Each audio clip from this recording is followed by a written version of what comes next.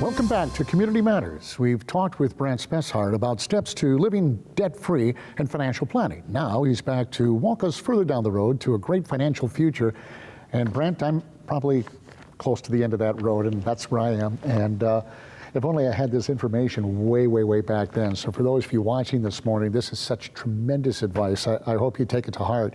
But let's talk about what we're ultimately working for, and that is that time when we get to be kids again, right? We can play and do whatever we want with our life. Absolutely, absolutely. Yeah, everybody has some sort of dream. Right. And that's what we really have to think about. You know, what does retirement look like for you? What would you like to do in retirement? Is it start your own business, spend time traveling and everything? And when we're working through those baby steps, we have to think about that long-term goal, because sometimes it takes a while. But if we have a fully funded emergency fund, no short-term debt, we're saving for retirement, saving for college, and also we get the house paid off. And we see this a lot of times with the folks that we work with that really don't know how they're going to retire because they feel like they haven't saved enough. Right. Well, think about what happens when you're in your 50s, perhaps. All of a sudden, the kids are grown and off the payroll, and you start putting even more money towards a house, and you get that mortgage paid off. If your mortgage is $1,200 a month and your kids were costing you $1,000 a month, all of a sudden now you've got an extra $2,000 a month. That's $24,000 a year. You just gave yourself a $24,000 a year raise.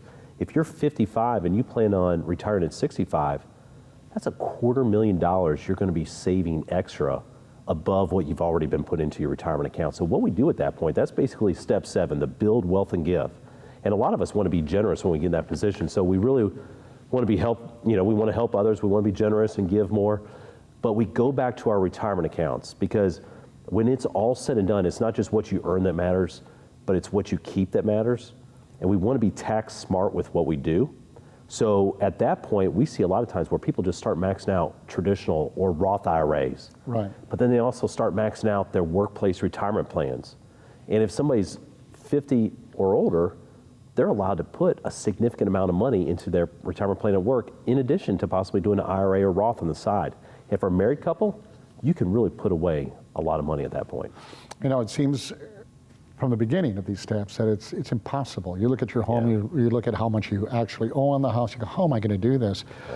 But when you really start thinking about everything you spend money on, I should have kicked the kids out sooner, darn it. Yes. I should have. It's amazing what you can do in a relatively short period of time. Now, you were talking about the 401ks and that sort of thing.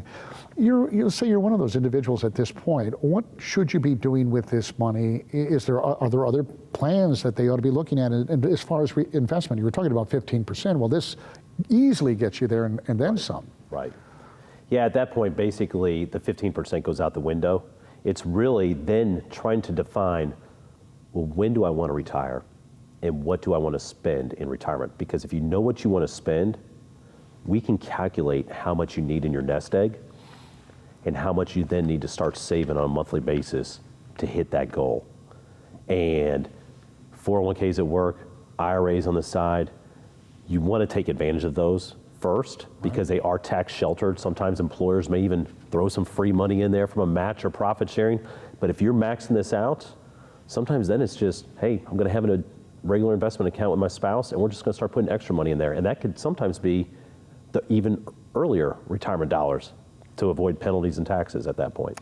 You know, one of the things I've had the privilege of seeing Dave Ramsey and being part of some of his events, and I don't want to, it's almost a religious experience, for lack of a better way to describe it, the enthusiasm among the individuals who have found this program and are following through it, and the support that is given everybody. It's just absolutely phenomenal. I mean, does that shock you at all? It shocked me. I was surprised by that. I'm biased because I do this professionally. Yeah. But my wife and I are huge fans of this approach. Sure. I mean, I was in debt up to my eyeballs, stressed. We got through it, and all of a sudden was able to build an emergency fund.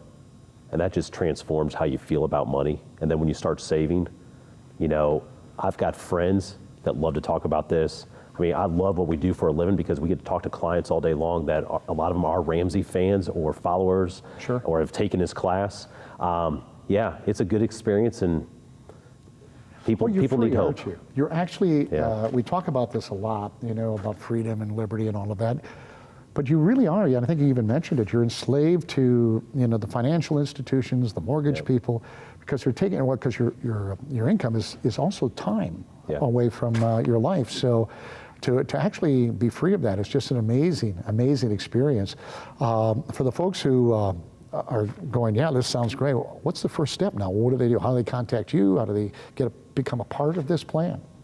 Yeah, so our firm actually specializes in following this philosophy and approach. Our website is steward, like stewardship, so it's steward-wealth.com, because we want to be good stewards for our clients as they're good stewards with their resources. But you can also look up the classes. Go to daveramsey.com and look up the Financial Peace class if you just want to kind of get a foundation of what to do next. Start listening to podcasts, but I'll tell you, there's a huge community out there in social media that follow this stuff as well, and we all need to be encouraged by folks that are like-minded, because there's too many people out there that want to give us misinformation or tell us that what we're doing is wrong. Right.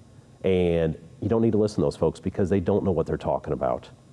This plan works, and for most folks, accumulating as much wealth as possible is not the end goal. The end goal is peace and happiness, because you cannot buy health, you cannot buy time.